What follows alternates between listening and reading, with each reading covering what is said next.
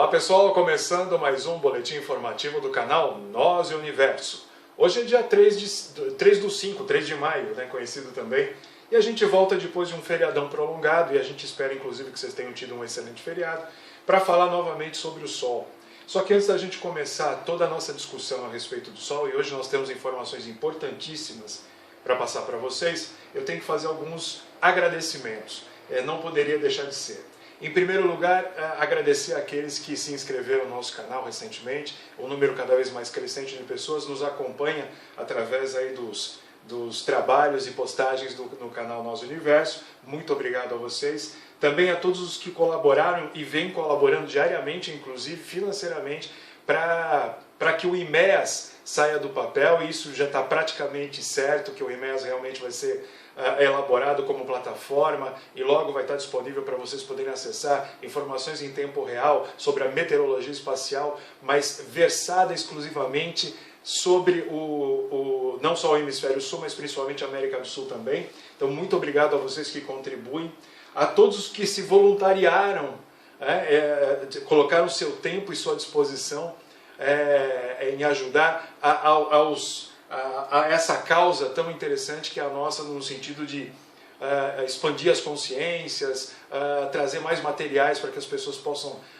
compreender melhor o mundo em que a gente vive. Então, muito obrigado àqueles que estão se voluntariando. Eu queria deixar um abraço super especial ao Gianluca, lá na Bahia, que é o nosso desenvolvedor da parte do aplicativo, que em breve a gente vai estar disponibilizando para vocês. Esse aplicativo você vai poder baixar no seu celular através das App Store, no sentido de que você vai ficar conectado conosco em relação aos alertas. Não vai haver mais então aquela necessidade, logo mais não haverá a necessidade de você enviar um WhatsApp para a gente cadastrar você, vai ficar tudo mais fácil através desse aplicativo.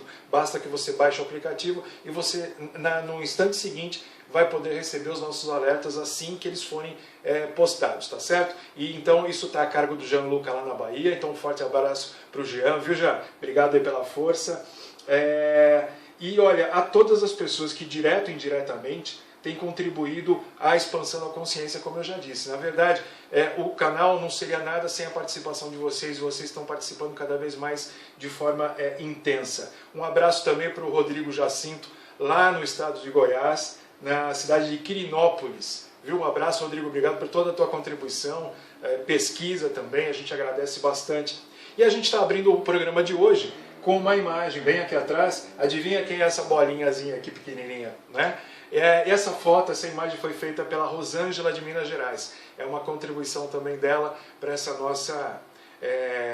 para esse nosso esforço no sentido de entender melhor os processos e os acontecimentos ligados ao Nibiru, ao Sol e ao nosso mundo de forma geral, tá certo?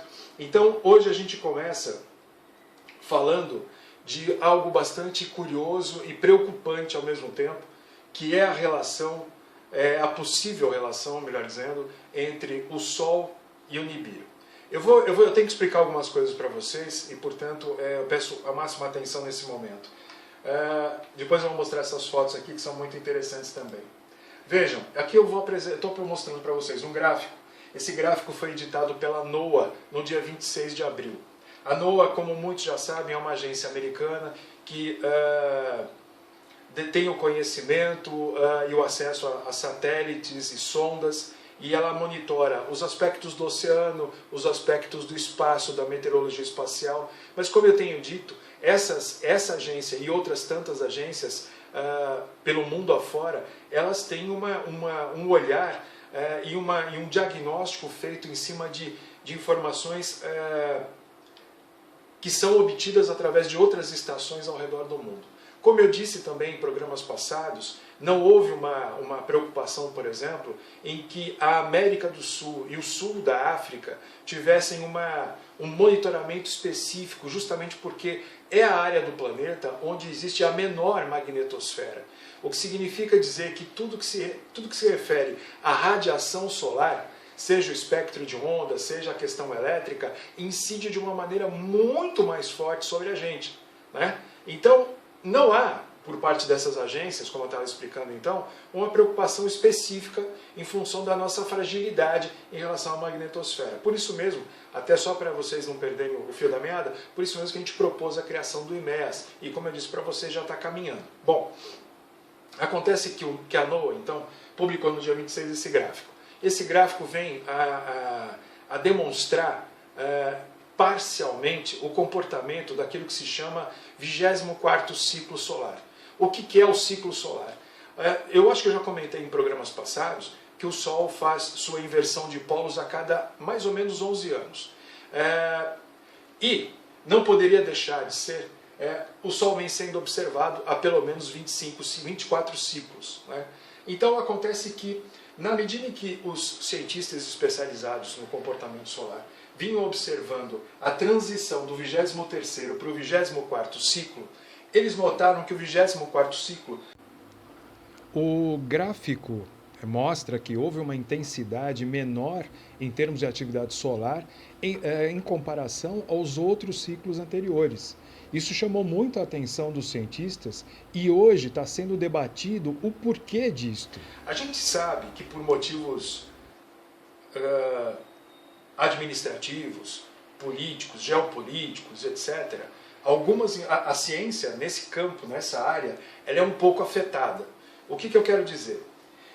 O que eu vou dizer para vocês agora é uma conclusão da nossa equipe, depois também de um certo e prolongado tempo de observação do Sol e o cruzamento com algumas informações relacionadas, de novo, ao Nibiru, ao planeta X, como vocês quiserem chamar, e uma possível interferência dele no comportamento solar. Ora, como eu já disse num programa que nós fizemos sobre o Nibiru tem além de ser um planeta massivo, tem uma enorme força gravitacional, ele tem também uma cauda gigantesca. E essa cauda, ela tem como característica, ou principal característica, o fato de ser eletromagneticamente extremamente carregada. Então ela é composta por elétrons, prótons e outras partículas, mas para nós o importante é saber que essa cauda é extremamente eletromagnética. Tá? E não seria difícil de entender que o Sol teria sofrido uma interferência nessa altura do ciclo entre os anos de 2012 e 2015 aproximadamente, que o Nibiru tenha, durante a sua passagem por detrás do Sol, tenha interferido nas atividades solares também. Porque, afinal de contas, tudo que acontece no Sol é relativo ao seu comportamento geomagnético. Então, todas aquelas manchas solares, erupções solares, proeminências solares, tudo isso tem uma íntima ligação não só com a inversão dos polos dele, mas com toda a atividade magnética do Sol. Se essa atividade magnética sofreu uma influência, ou seja, se ela historicamente aparece com valores e quantidades em termos de atividade solar bem inferior ao que é observado há mais de 20 ciclos, significa dizer que algo muito importante aconteceu exatamente aqui, como eu disse, entre 2012 e 2015. Então nós estamos tentando estabelecer, e acreditamos muito, com muita certeza nessa possibilidade, de que a passagem do Nibiru por detrás do Sol tenha realmente influenciado até mesmo a atividade solar. Ok, vamos admitir por um instante que eu esteja certo. Tá? Se o Nibiru foi capaz de interferir na atividade solar, na atividade magnética do Sol e, portanto, nos seus eventos em termos de superfície, o que será que o Nibiru vai fazer quando ele estiver mais longe do Sol e mais perto da gente? Essa é a questão. Eu queria colocar para vocês uma outra situação que corrobora com isso que eu estou dizendo, e que é fato que vocês podem procurar à vontade na internet que vão encontrar. No final do ano passado, você até me perdoe se não foi ano passado, foi 2016, mas eu acho que foi entre 2016 e 2017, dois astrônomos da Caltech, que é um observatório do estado da Califórnia, publicaram um estudo numa revista super séria a respeito disso, dizendo que teriam encontrado o 9º planeta do nosso sistema solar, 10º planeta do nosso sistema solar. O fato é que eles foram obrigados a colocar a matéria como uma suspeita de um novo planeta. eles não puderam afirmar que era um novo planeta. Por quê? Porque eles detectaram essa possível presença no nosso sistema solar através de distúrbios gravitacionais numa região atrás de Saturno. E isso, claro, isso acabou colaborando com a percepção de que um astro do porte do Nibiru talvez estivesse fazendo esse tipo de coisa. Só que para a comunidade científica, de um modo geral, o Nibiru, até que a NASA e as agências mais importantes do mundo se pronunciem, o Nibiru não existe. Tá certo? Então, oficialmente o Nibiru não existe. Oficiosamente a gente sabe que ele está por aí.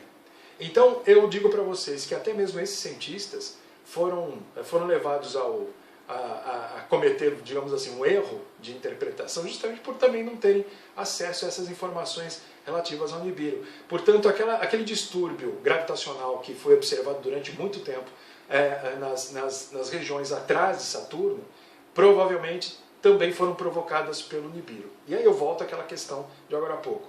Ora, se o Nibiru foi capaz de alterar o comportamento magnético do Sol, se o Nibiru foi capaz de permitir que daqui da Terra nós pudéssemos perceber algumas alterações gravitacionais atrás de Saturno, imagina o que ele não vai fazer quando ele se aproximar um pouco mais da Terra. Agora vejam, nunca foi nossa intenção trazer qualquer tipo de apavoramento para vocês, de tensão por causa dessa história, o sensacionalismo em cima disso. Mas são fatos com os quais a gente precisa começar a trabalhar e entender e absorver, justamente em compreender que o nosso tempo aqui na Terra, ele vai contar daqui a um tempo com esse tipo de interferência. Como oceanógrafo, já até comentei isso com algumas pessoas em particular, eu tenho visto certos comportamentos assim, em termos de maré aqui no nosso litoral, no litoral brasileiro, cuja explicação, dada inclusive por outros colegas, ficou um pouco estranha, maré meteorológica, não sei o quê. Eu fiquei um pouco estarrecido com essas explicações. Eu não sei se vocês sabem, mas o Sol ele também interfere no comportamento das nossas marés. Mas, obviamente, em conjunto com a Lua tem um poder maior em termos de gravidade no movimento das nossas marés. Mas o Sol também, apesar de estar a 150 milhões de quilômetros aqui, também interfere. Aí eu volto mais uma vez a perguntar. Olha como é simples, de uma certa forma. Será que o Nibiru também, apesar de estar longe da gente ainda, mas provavelmente já destacado um pouco do Sol, será que ele também não está somando a força gravitacional dele, a força de atração do Sol em relação às marés? E por isso mesmo a gente tem tido marés diferenciadas ao longo do nosso litoral todinho. Coisas para a gente pensar, pessoal, tá? Que não podem passar desapercebidas assim. Como eu disse, a ideia não é gerar pânico, mas a ideia é gerar consciência. E gerar o entendimento de que essas situações são reais. E por falar nisso, agora eu vou voltar aqui a uma imagem, eu quero mostrar bem legal para vocês, e vamos ver se eu consigo mostrar assim, não sei se nossa câmera está pegando legal. Vamos ver aqui, olha, isso aqui é um transformador de energia de uma subestação na cidade de Itaberá. Itaberá é no interior de São Paulo. Essas fotos foram mandadas pelo Cláudio Luiz, um telespectador nosso, gente boa, beça, mandou para a gente dar uma estudada, uma analisada.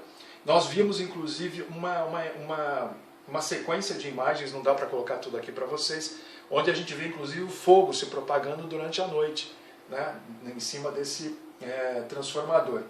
E foi justamente no dia 26 passado. Dentro daquela previsão que nós tínhamos, e até alertamos a todos vocês, passando o alerta nível 2 para ventos solares, de que a nossa ionosfera poderia estar carregada e que eventos como esse poderiam de fato acontecer.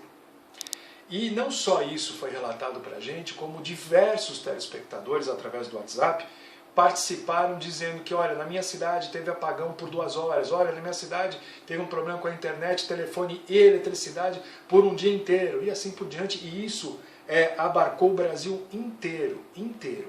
Então, não é dizer que, mas não houve aquele apagão generalizado como houve aquele dia, olha, por sorte não houve.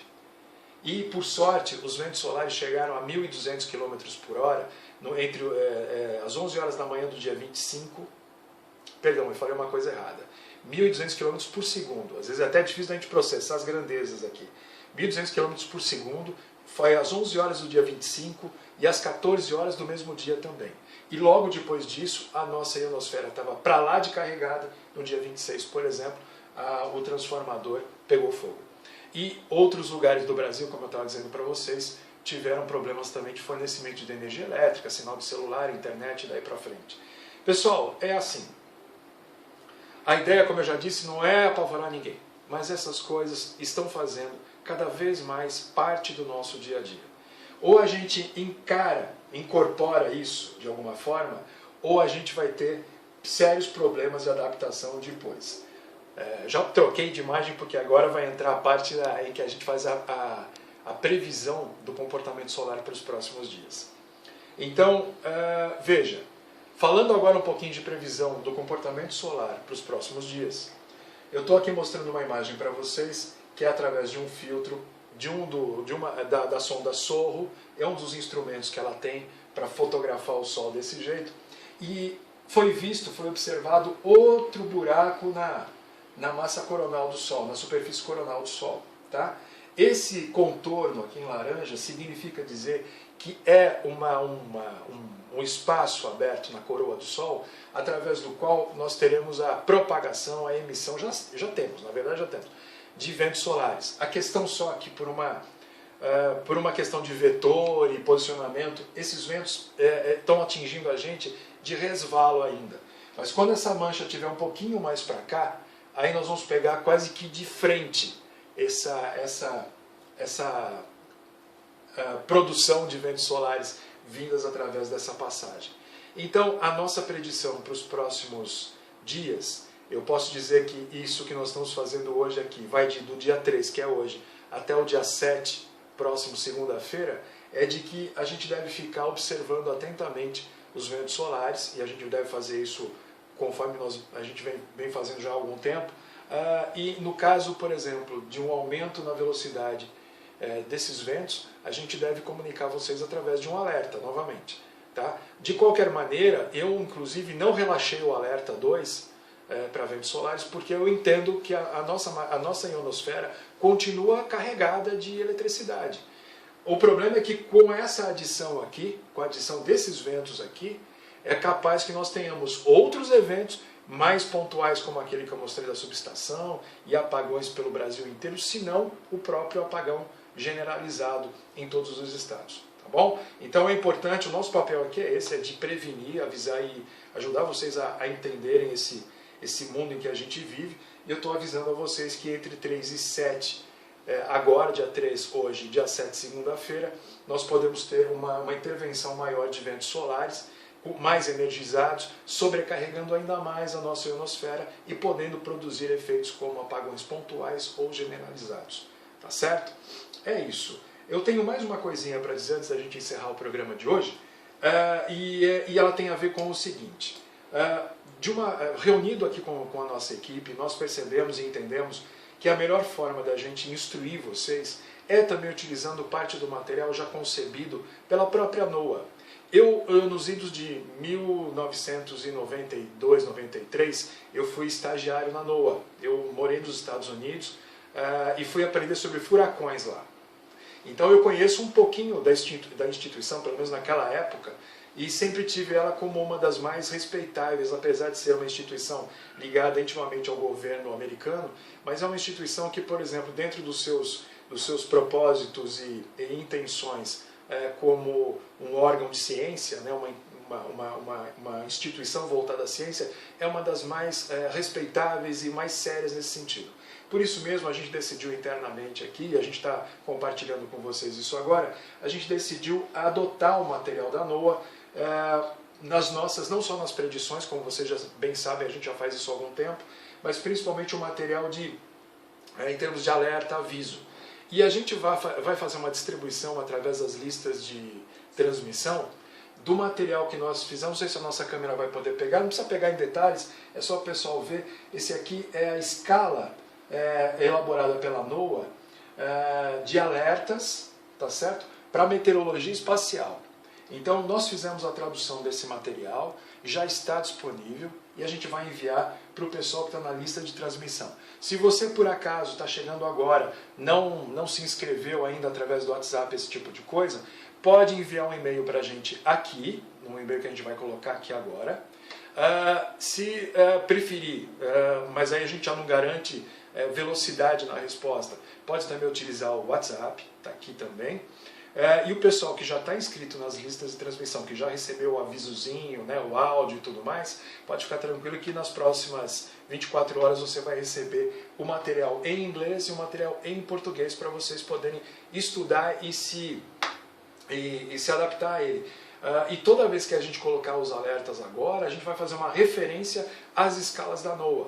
Né? E você tendo o menuzinho, né, do que significa cada nível dessa escala de alertas da NOAA, vocês vão entender ainda melhor o que está acontecendo no nosso espaço. Tá certo? Lembrando mais uma vez que as nossas medidas aqui, por exemplo, se a gente deflagra um alerta nível 2, que corresponde à escala da NOAA a um G1, a gente vai aplicar essa escala de acordo com a situação no hemisfério sul, na América do Sul. Não vai ser de acordo com o que vai aparecer nos modelos preditivos que a própria NOAA e outras agências colocam. Então, a gente vai fazer essa filtragem, nós vamos fazer esse ajuste fino para a nossa região aqui na América do Sul. Tá bom? É isso aí. Eu espero que vocês tenham gostado da explanação. Se tiverem dúvidas, por favor, fiquem à vontade mais uma vez para colocar suas dúvidas aí pra gente. A gente agradece mais uma vez demais a participação de vocês, demais. O canal não é nada sem vocês, muito obrigado. E a gente está à disposição. Qualquer dúvida, qualquer coisa, a gente está por aí. Tá bom? Forte abraço a todos vocês e até a próxima.